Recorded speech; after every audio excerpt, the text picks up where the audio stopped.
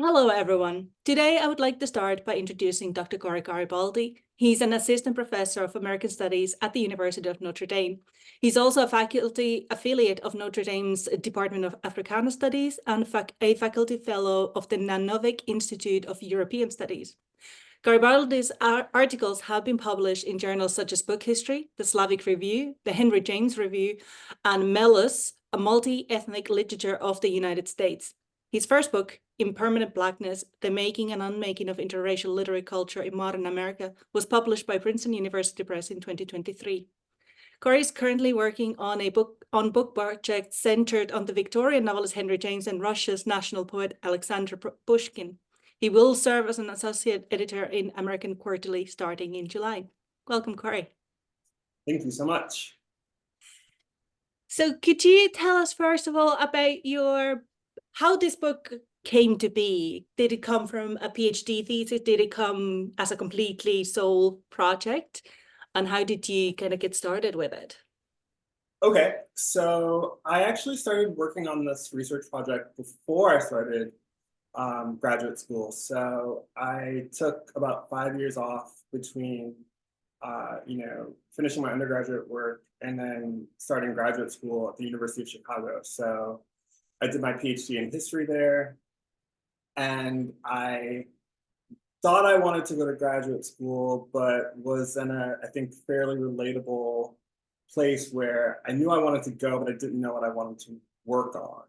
And so I happened to be working at the University of Minnesota at that time, and I could take graduate classes for free. So one of the classes that I pursued was this graduate seminar in American Studies. So at the time, that was taught by Larry May, who is a fairly well-established, well-known scholar of American Studies, who's also a historian.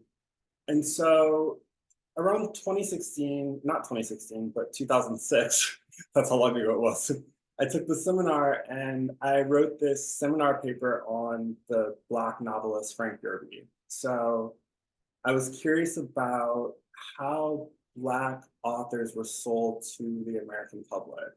So this was a period where if you had to do research on an author, a lot of things still weren't digitized. So the best example that I have of that moment was Larry May encouraged me to go into Publishers Weekly to, do a survey of, any number of Black authors and how they were marketed to the American public. At that time, Publishers Weekly was still several years away from being digitized. So when I was getting books from the University of Minnesota's library, I was actually, going through these like heavy volumes of Publishers Weekly and flipping page by page to sort of, see how Black authors were marketed to the American public.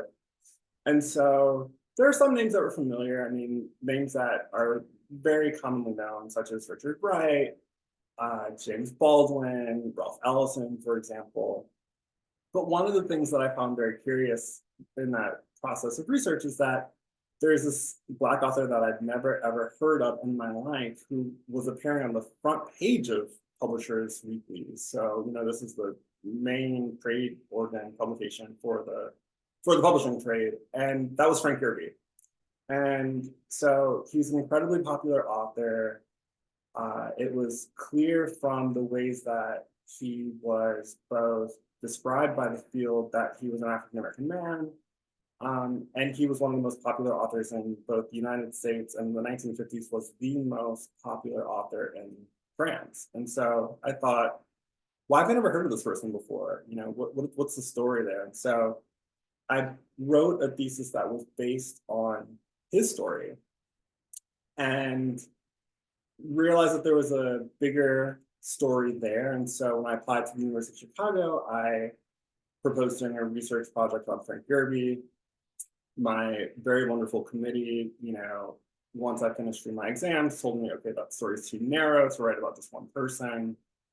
Perhaps there's a broader story, thinking about authors that fit into a similar category where they are, popular Black authors, or they are people who write about Black life, And so that was kind of the center, and then a whole sort of story came about in terms of, my archival research and sort of thinking about people who were both precursors and contemporaries and successors to this novelist, Frank Kirby. So that's the kind of origin story in terms of where it came from. So my dissertation, a name that wasn't that much less awkward than the than the title of my book, was Knock on Any Door: The Rise and Fall of Integration in American Culture. So the first part of that title is taken from a novel by the Black novelist Willard Motley, who's someone who wrote what scholars now term white life novels. So his first novel, Knock on Any Door, was centered on an Italian-American protagonist gone wrong. So it's essentially a variation on Richard Wright's Native Son, but told from the perspective of someone who is Italian-American. And much like Yerby, who was a contemporary, this was a best-selling novel. It was one of the first Black authored novels that was adapted as a major Hollywood film. And so my early work had been focused on the mid-century period. And then, as I learned more, I was able to sort of expand that over the course of my doctoral research, so that by the time I was finishing my dissertation, that the story that is actually the beginning of my book as well starts with the Black poet and editor W.F. Bratwhite, who is born in Boston. He's someone who was born in the 1870s, and he, or maybe even a little bit later, but long story short, he starts publishing, his first book of poetry is published in 1904, and by the early 1910s, he becomes like someone who's understood to be, one of the most important voices and most authoritative voices in American poetry. And he's someone who, I think it's a scholar at the University of Washington, describes as single-handedly sort of carrying the torch of American poetry in these early years. And so yet another person who prompted me to think, why is there this, significant African-American, literary figure who I've never heard of? And so these are the kinds of people who then sort of make up the central players in the book that, became impermanent Blackness. Sort of Black authors in particular, Black publishing professionals who were once at the very top of the publishing establishment, who don't actually remain well known to like the American public, either like, in terms of how we teach African-American literature or writing in university settings, or in the ways that they fall out of the canon for the most part. So the first chapter of the book focuses on W.F. Bratwhite, thinking about the ascent of his career and the demise of, his like sort of stature in the 1920s. The second chapter focuses on three Black authors, Juanita Harrison, who wrote a really sort of captivating memoir, My Great Wide Beautiful World, that was published in 1936 by Macmillan. I framed her as a precursor to Willard Motley and Frank Kirby, who both had these best-selling novels that were published in 1946 and 1947. The third chapter of my book follows the interracialism that I see in the first two chapters, and thinks about how that manifests in the children's book sector of American publishing. So looking at that from the beginning of the 20th century and carrying that story through the 1970s. And the fourth chapter of the book focuses on Americanization and how African Americans in particular fit into Americanization narratives, literature and beyond literature in the early Cold War period. So thinking about the late 40s through the 1950s, and then the last chapter focuses on the 1960s and early 1970s. And so I'm primarily interested in that chapter, which I title, what do I title the fall, my own book. What do I title this chapter? I title it Towards Disunion.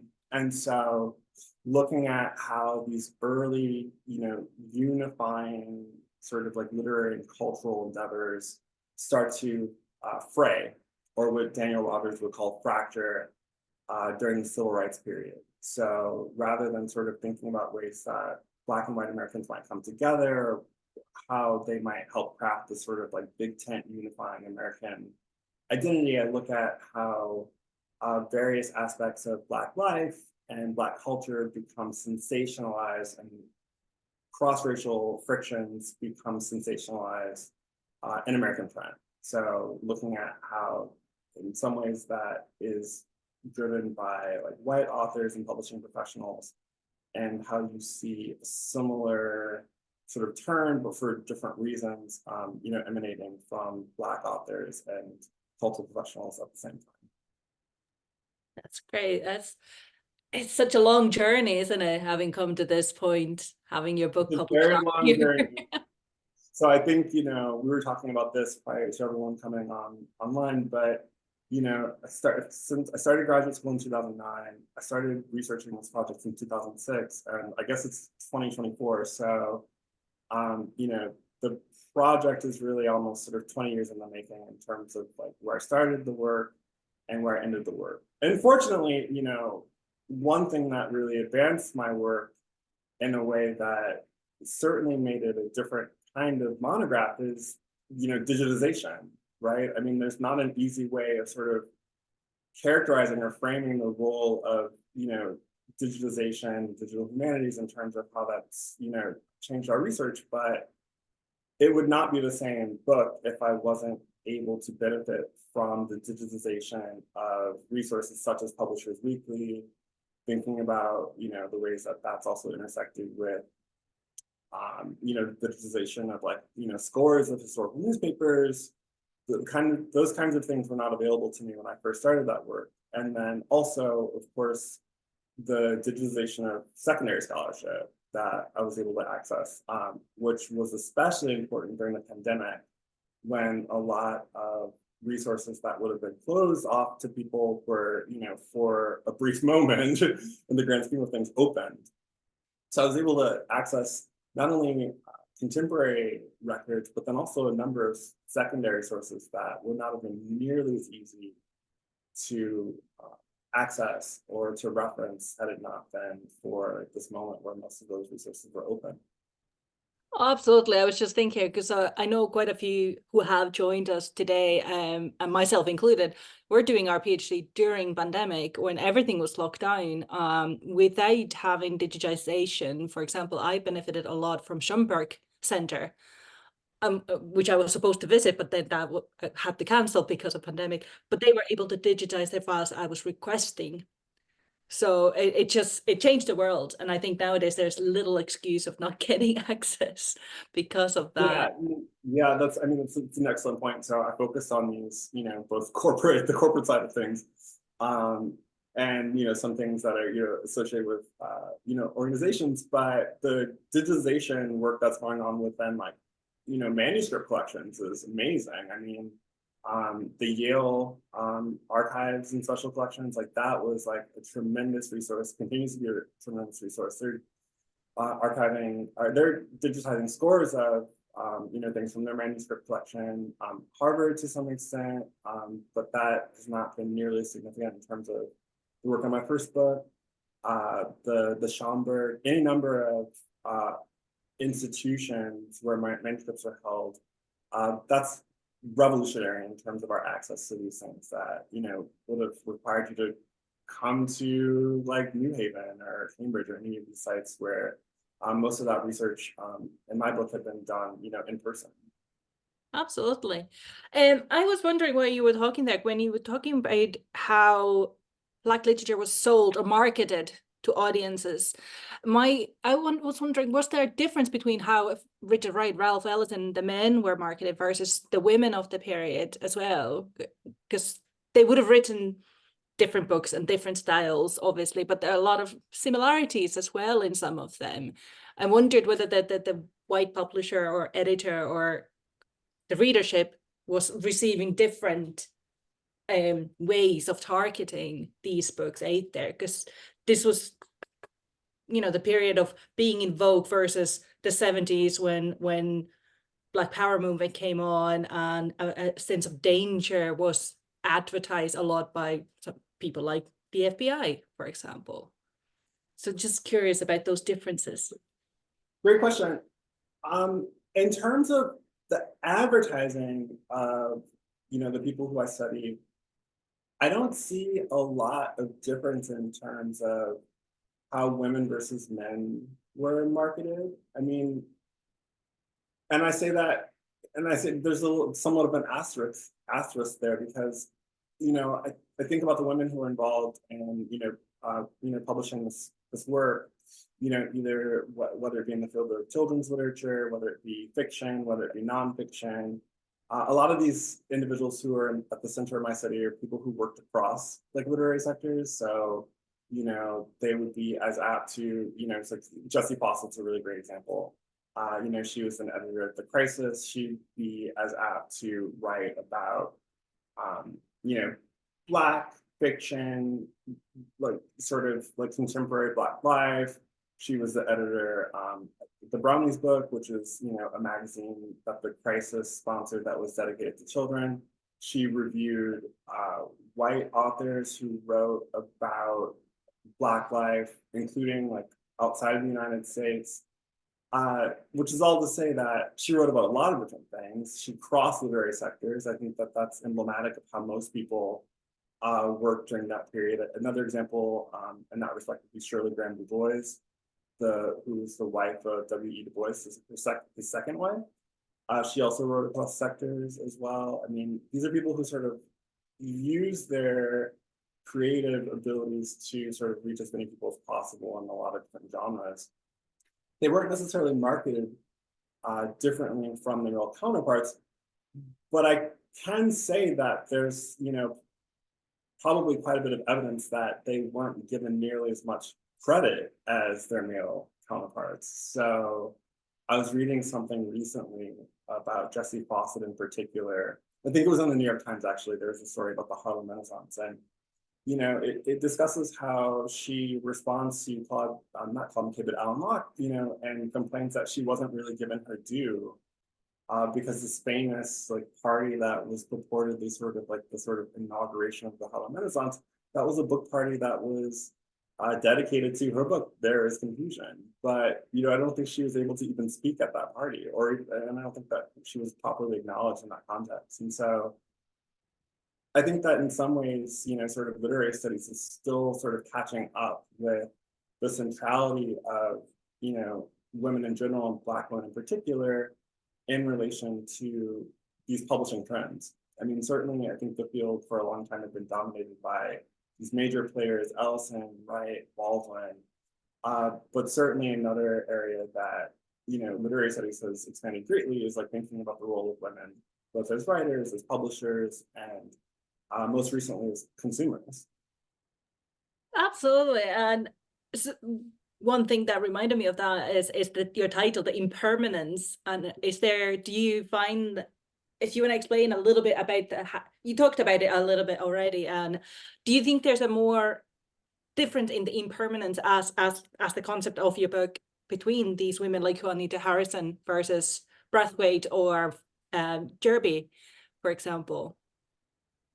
Yeah, so I guess one of the reasons that I sort of titled the book Impermanence is to sort of get at, this slippage where, on one hand, at one moment, an author who's African American can be sort of like lauded and celebrated for being a Black person who has achieved some kind of literary or publishing success, and at another moment they could just be regarded as an author or an American, or their race is sort of either hidden, or their race is not a part of a discussion, or they're written off as not Black enough. I mean, any number of ways that race can either sort of be a factor in how these people are discussed and how they're remembered.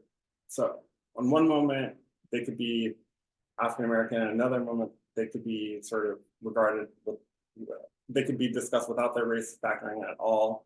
Another moment, they can have their race sort of like arbitrarily, like sort of like minimized or sort of dismissed as like a factor. And, you know, to just use another example, at another moment, they can be denigrated on the basis of race.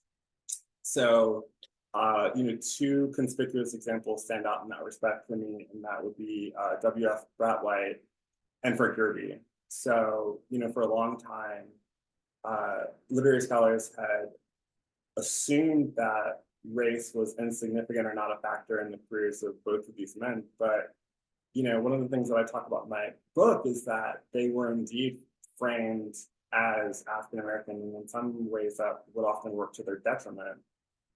And another notable thing, you know, for my own purposes in terms of thinking about them as central to the 20th century American and African American canons is that, you know, they're almost consistently and uniformly celebrated by their Black peers and in Black publications across the country. So no African American reader in the period between the early teens and the 1970s would have somehow missed that these leading figures were African American. The same thing would be the case for Willard Motley. So even these, you know, intellectuals, creatives, publishing professionals who didn't necessarily sort of stake their career in discussing Black life, either in fiction or nonfiction, they were still widely read, discussed, and by and large celebrated by Black publications and by Black writers more generally, right? They would think of them as people who have been exemplary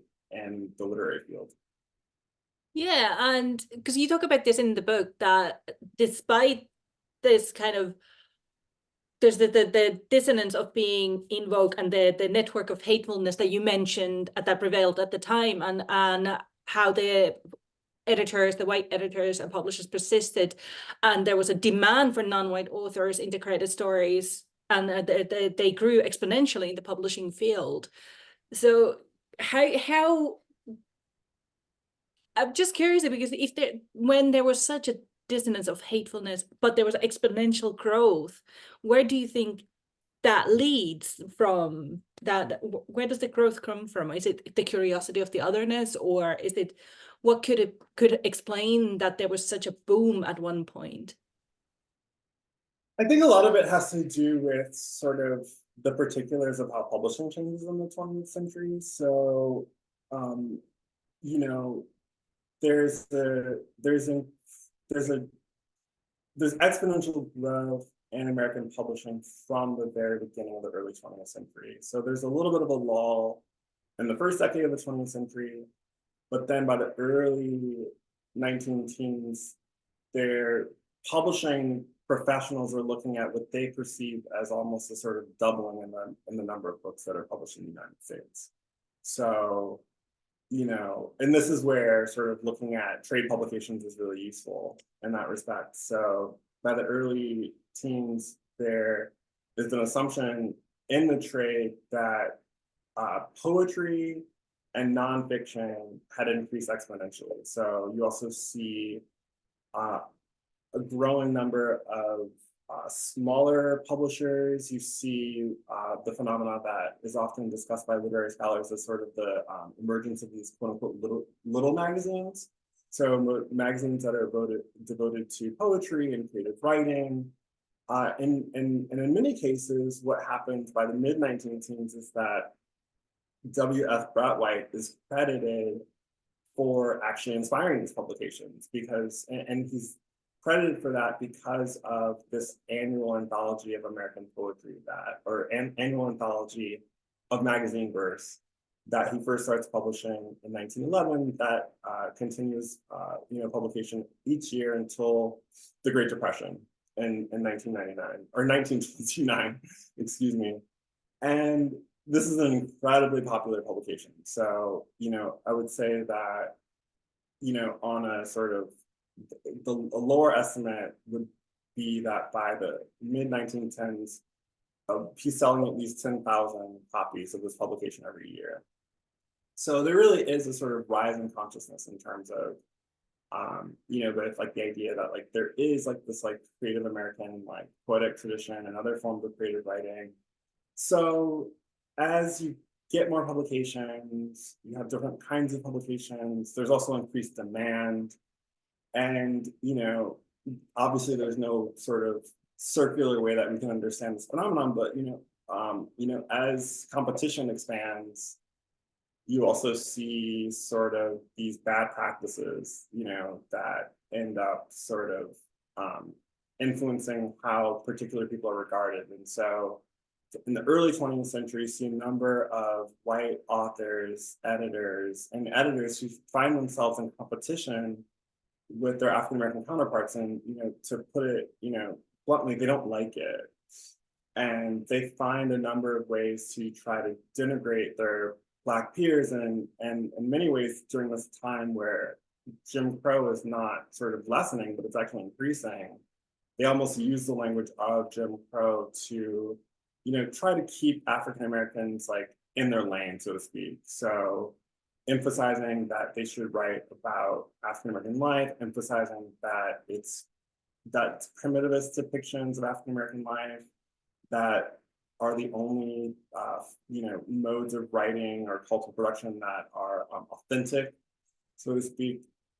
So this informs sort of like what I described as sort of the emergence of the color line in American publishing. So I titled the first chapter of my book, How to Segregate a Renaissance. So Brett White had been responsible for this thing that was often characterized as the American literary Renaissance in the 19 teens. And then by the mid-1920s, it's something that is articulated in much narrower terms because it's often referred to as like a sort of Negro Renaissance. So rather than thinking about this broad-based, big tent phenomenon, it becomes known as what we now sort of celebrate and study as the Harlem Renaissance.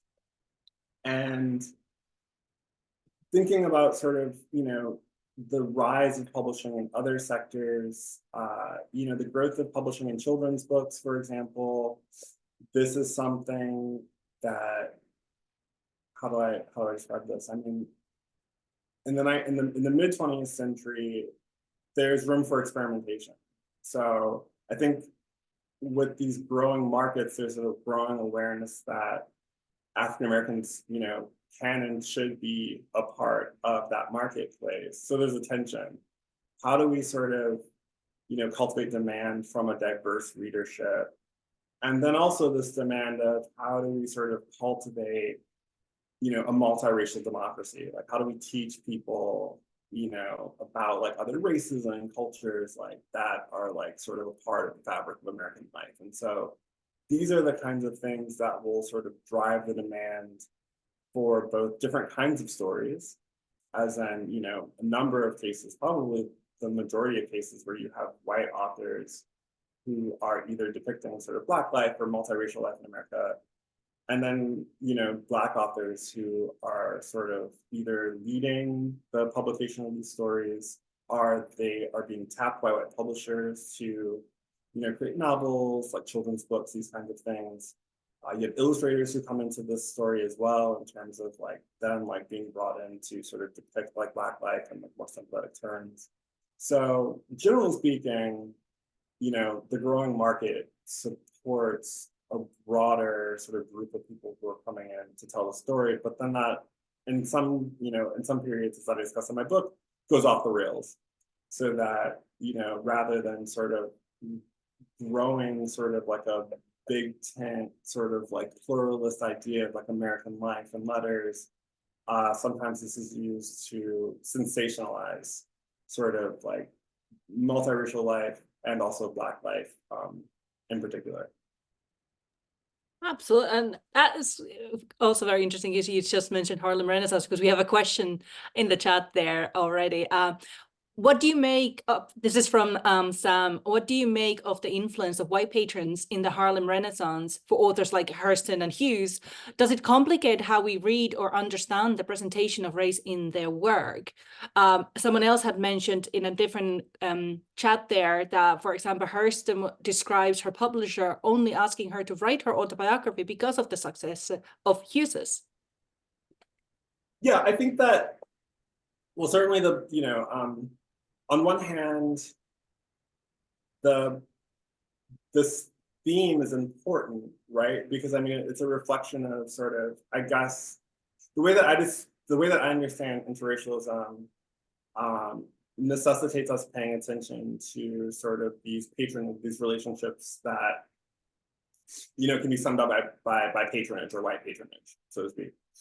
On the other hand, I think that patronage has arguably overdetermined how we understand the early 20th century period. So there's almost this assumption of a hierarchy whereby, you know, you have like a white person who's a patron, either who's either a publisher or who is sort of wealthy or affluent, who then like comes down and is like willing to or able to help a Black author like find like publishing, or either just like support their writing career, these kinds of things that are so characteristic of how we've understood the Harlem Renaissance in particular for so long. But on the other hand, I mean, in order to write my first chapter, I needed to suspend everything that I had heard or read about the Harlem Renaissance to tell a story that was a little bit more complicated. So, you know, in that respect, I found it striking that W.S. Bradwhite was so powerful and influential in the early 20th century, because he was someone who was actually almost a patron to white and Black authors alike, and that, you know, he held this, you know, dominant position. And he actually is responsible for publishing a number of white modernists that, you know, are either more or less familiar in our own time. So, you know, one of the examples I use is Amy Lowell, who's like this like famous like modernist poet. He is someone who publishes Carl Sandburg. He publishes scores of people who we associate with white modernism, and they almost, you know, they almost think of it as something that is critical or urgent that they be published by Bradwhite. So it's a, from my perspective, it's almost a profound reversal of how we understand patronage, because that patronage actually derives from an African-American man who's at like the like top of like the publishing establishment. And he was indeed helped by, you know, people who would be associated with like the sort of older like white abolitionist movement.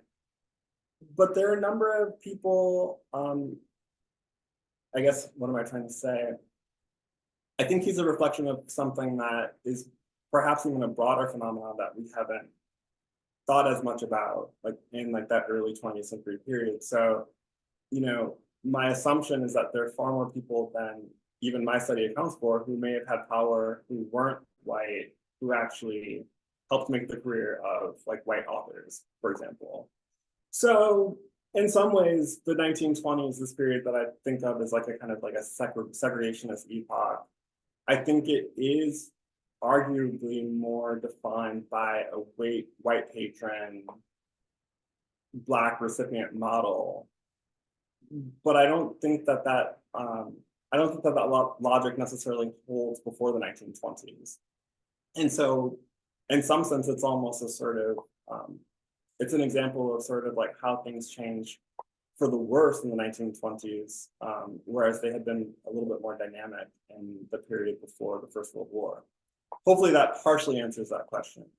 So I do think that this question around patronage sort of merits more attention, but I think that in some ways it almost, I think, equally demands us to sort of suspend our ideas of, you know, white persons as either, you know, sort of like directors or like as like the affluent as being on top and Black writers being on the bottom of something that needs to be interrogated somewhat more. Thank you. And Sam says, thank you. It does answer his question. Marianne was asking, would love to know more about Octavia Butler's turning to smaller publishers, the less commercial ones, to publish her science fiction. What are your thoughts and insights on that? Someone who I think certainly would figure into the dynamics that are in my book with someone who I don't actually discuss in my book, which is unfortunate. So in part, that's because she would come in either at the tail end of my study, or, you know, most of her career sort of, I think, is like sort of more squarely after the period that I'm looking at. But that is certainly a dynamic that I write about at the tail end of the book. So a part of sort of this move away or the unmaking of interracial literary culture is a kind of, profound disappointment by the way that these commercial publishers work. So in that respect, I mean, white commercial publishers and the white publishing establishment, I mean, there'd been a relationship that stretched back decades. So I think the person who is often, a point of discussion in this respect is Gwendolyn Brooks.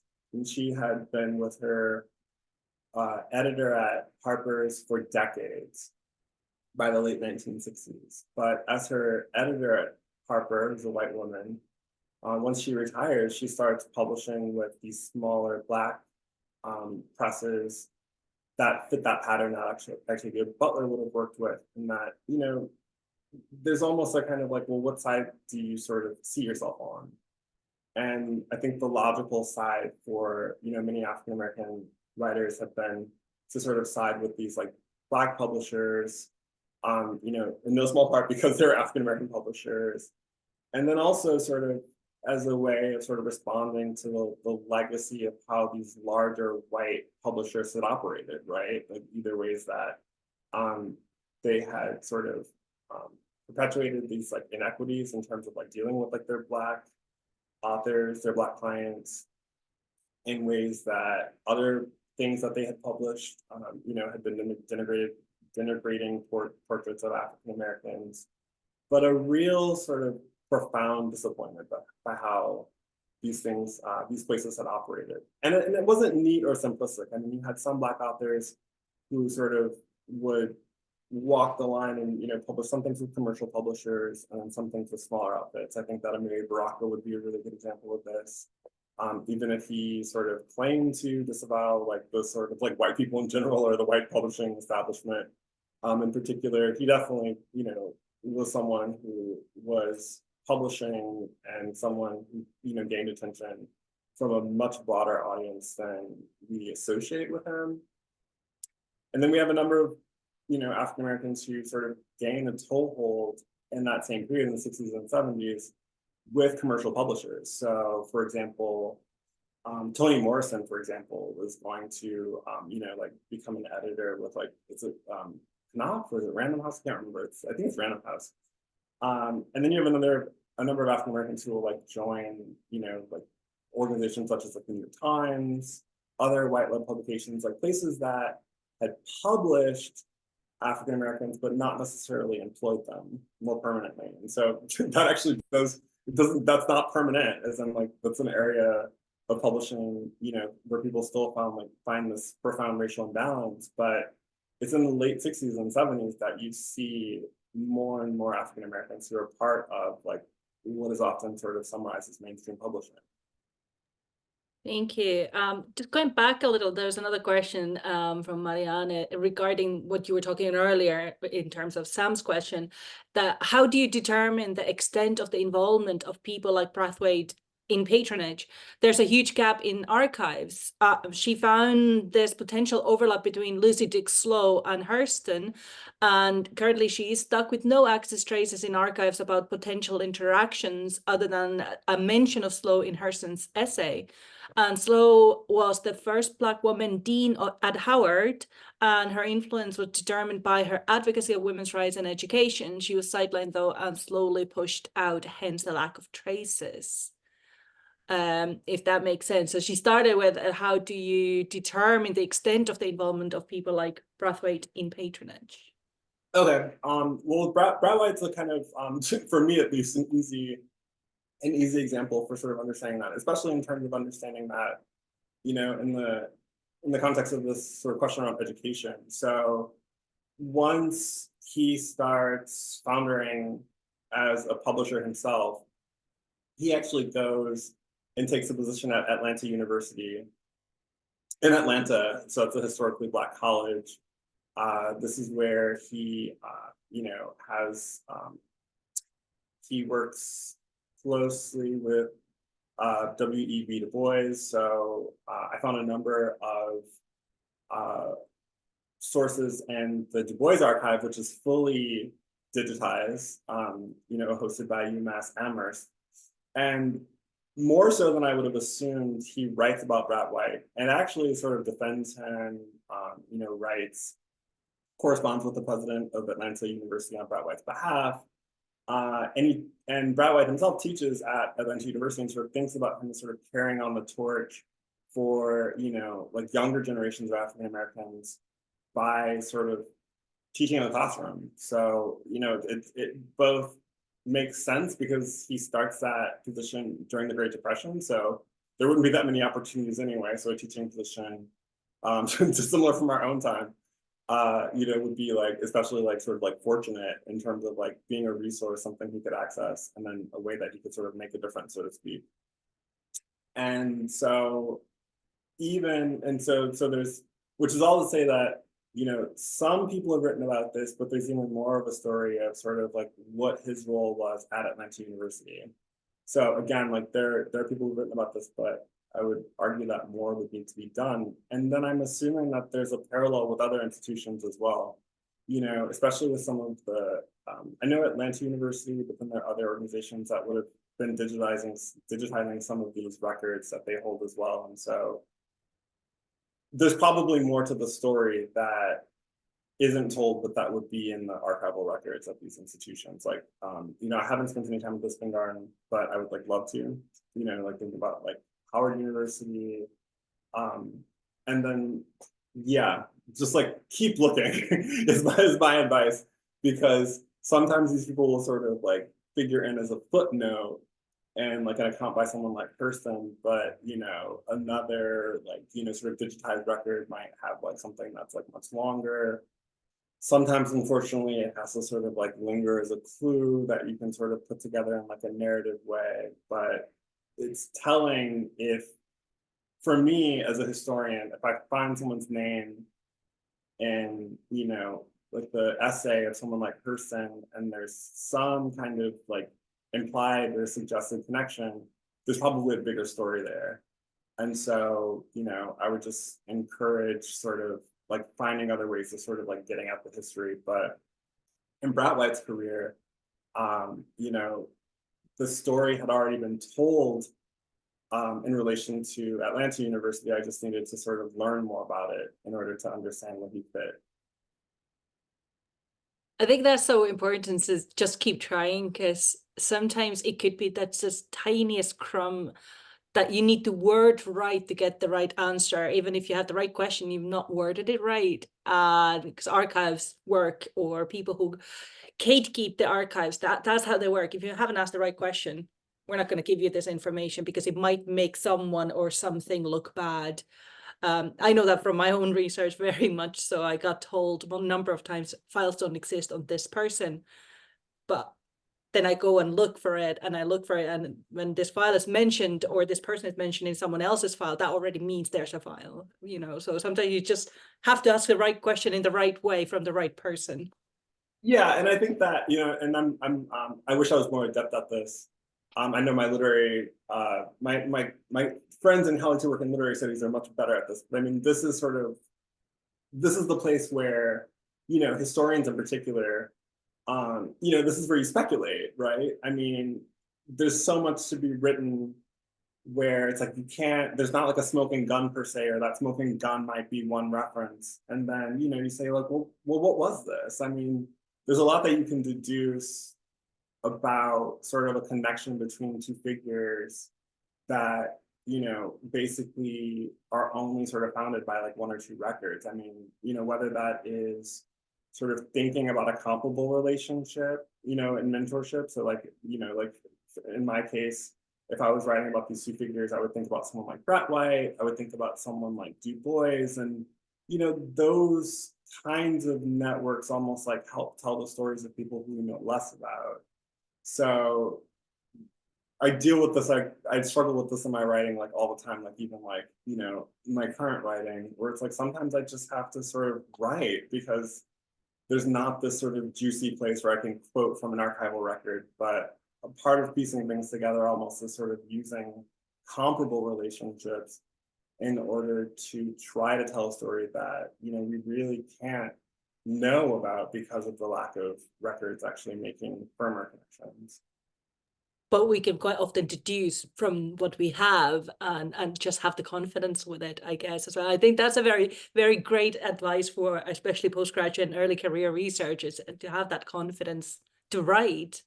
Yeah, and that's also, I mean, and I think in terms of thinking about sort of narratives, right?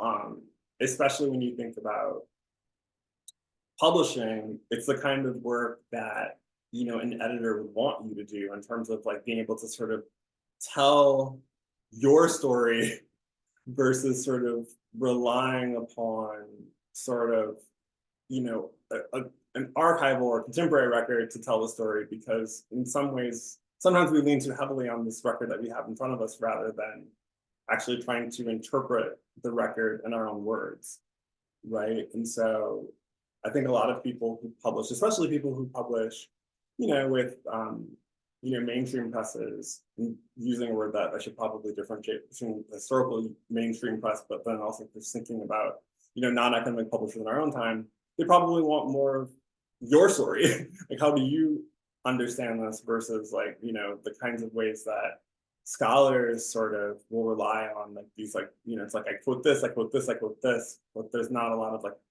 analysis and narrativizing that rises above the record that you're actually grappling with to actually tell the story.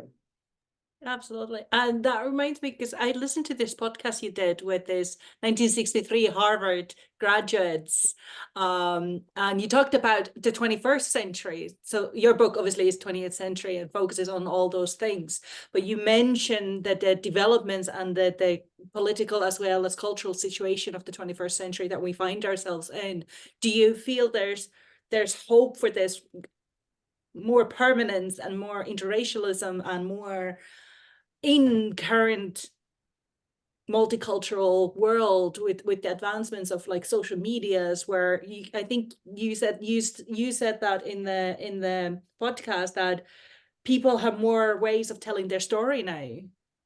So I find that quite interesting as well, just to take a quick short leap for the 21st century. No, that's a great question. I mean, on one hand, I would, unfortunately, I feel like I still don't know, which is, the typical cop out of someone who's a historian. Um, but I am still optimistic. I mean, I think that, as I sort of try to, explain in that podcast, I mean, it's just hard to publish, period. Right. So, putting aside sort of questions around race, racism, racialization, I mean, it's hard for anyone to publish. It's hard for anyone to sort of make a connection, with an editor, get their story out there and have that story stand out. So I think we often sort of, we'll think about barriers like such as like gender, such as race, like of course like ethnicity can like figure into this as well, that sort of, you know, disable or that inhibit our ability to sort of reach audiences like by like, what is, like a sort of like establishment, publishing establishment.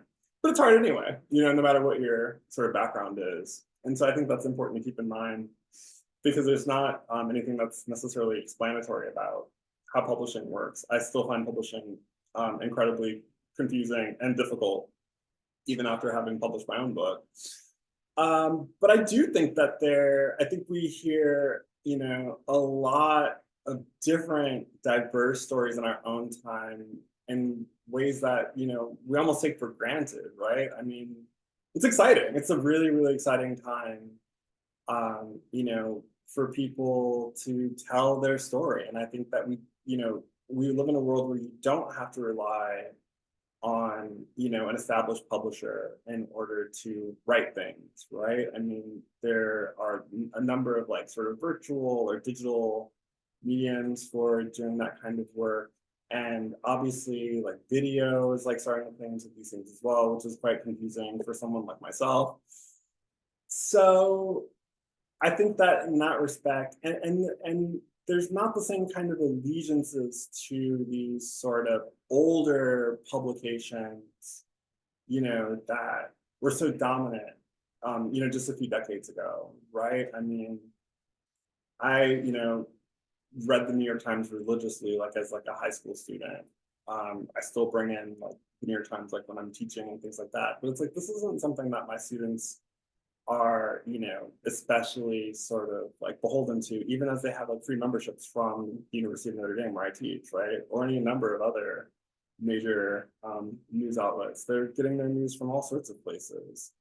In some sense, that's a good thing, because in many ways it sort of liberates like the kinds of stories that they're familiar with. I mean, of course, there's the question around like, so-called fake news and these kinds of things, that I think are indeed like real pertinent questions in terms of like how people understand news sources and sort of like what is and what is not factual. But it's in some ways good that there's almost like a sort of more open, like sort of landscape of how people sort of learn about like other peoples and cultures and so forth and so on. Absolutely. And that brings me back to your current research on Henry James and Alexander Pushkin. And because when I was reading about that in your book, I found it so fascinating, because not long ago, this was just towards the end of last year, I actually had an argument with someone about Alexander Dumas's background and history, his ancestry. And someone got really angry at me when I said that there is, Black ancestry in Alexander Dumas. Apparently, I was very, very, very mistaken.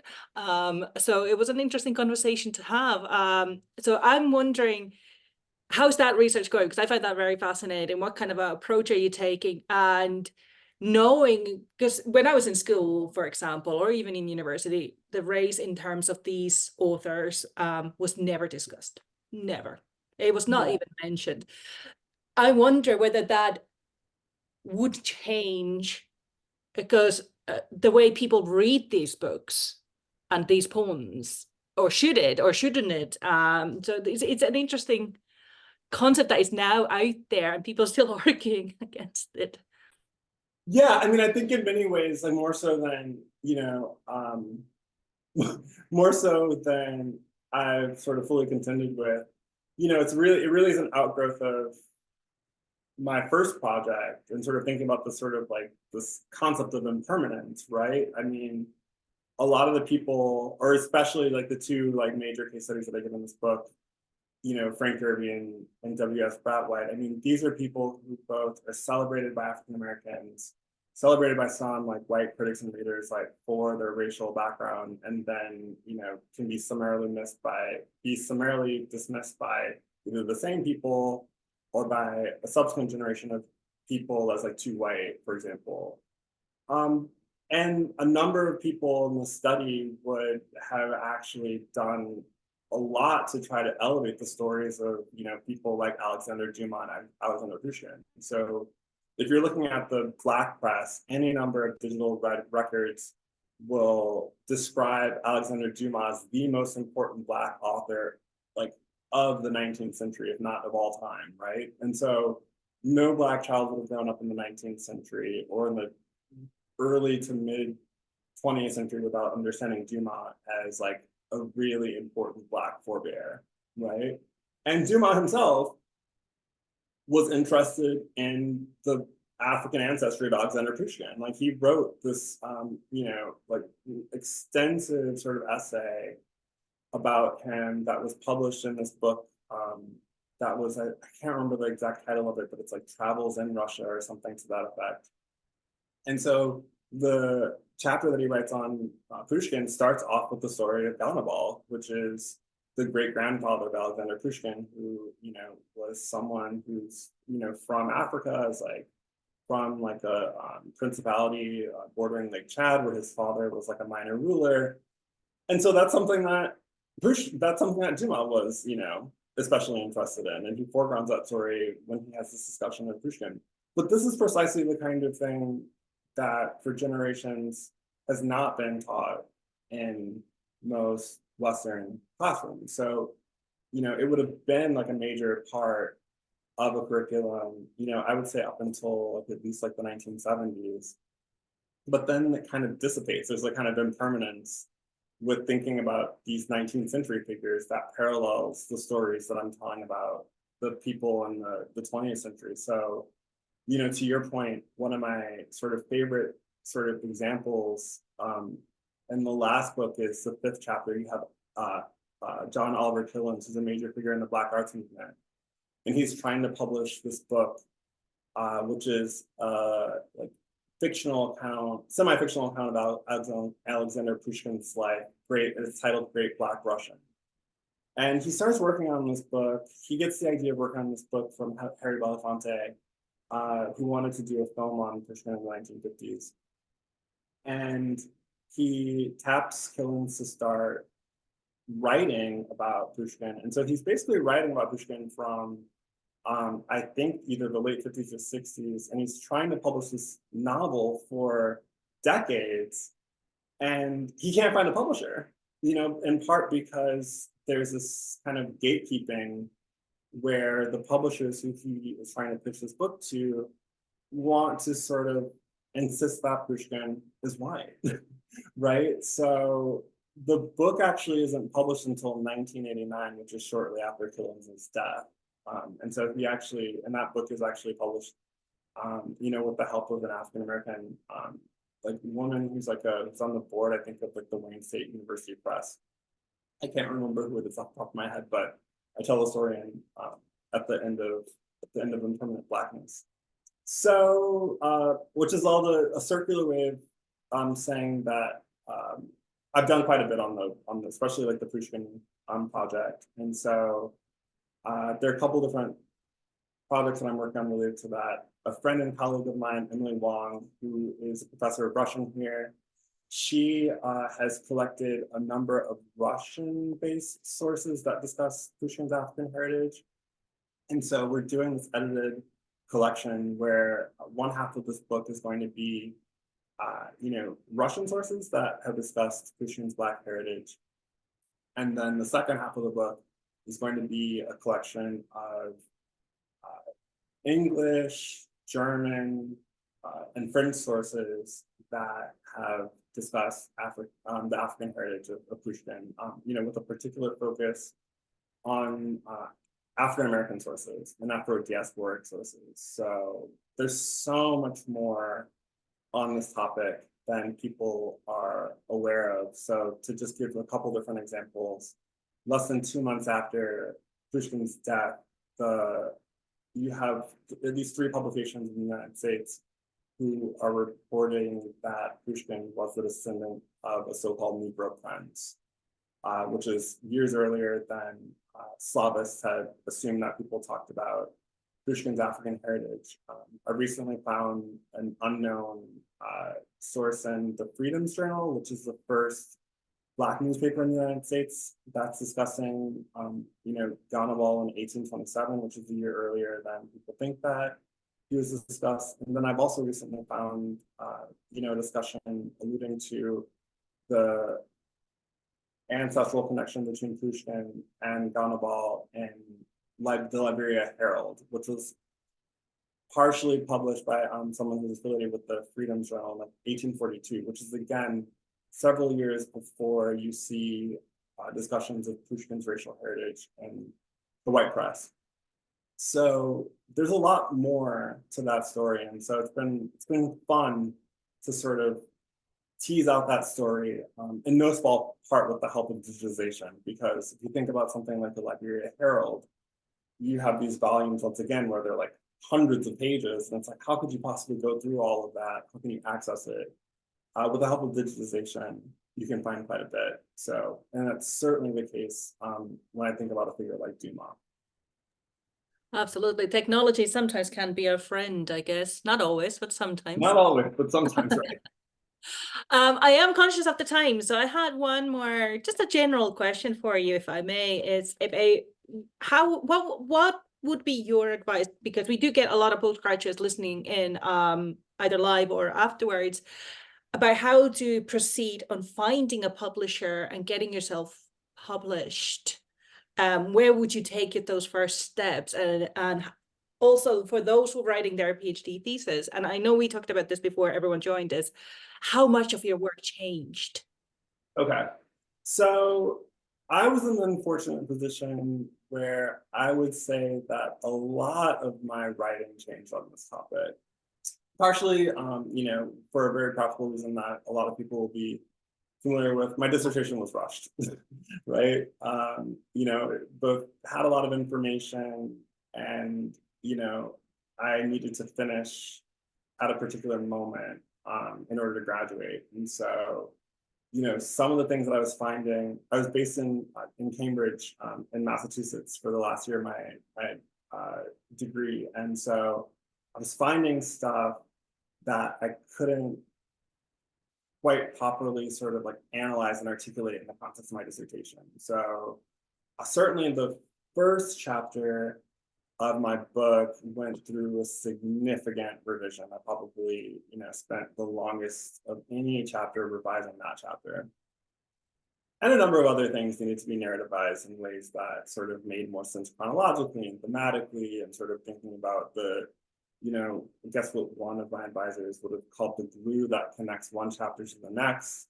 So those were things that I had to think much more seriously about. So if anything, I would tell people, you know, not to be discouraged by the amount of time that it takes to revise. You know, revising takes a long time, and it can be incredibly beneficial in terms of, you know, what you actually submit as samples of your writing to potential publishers. The other thing that I will often tell my friends and colleagues in terms of what is, you know, strategic in terms of thinking about how to, you know, approach getting your work published is to just have in-person conversations as much as possible, right? I think, you know, the sort of first thing that people might assume is like, actually, that, you know, sending an email would be the most expedient way of actually, like, you know, starting a conversation about, you know, publication opportunities.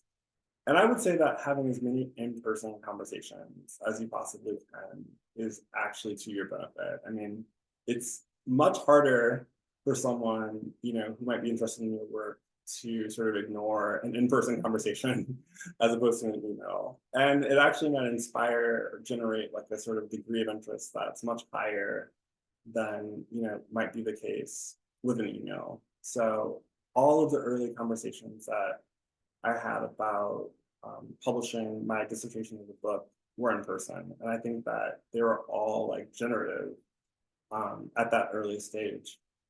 So that's my main piece of advice is, you know, whether it be at conferences or things that are informal, trying to have in-person conversations with people about what you're working on, to sort of have a more sustained conversation on the early end of things is perhaps better than just relying on email.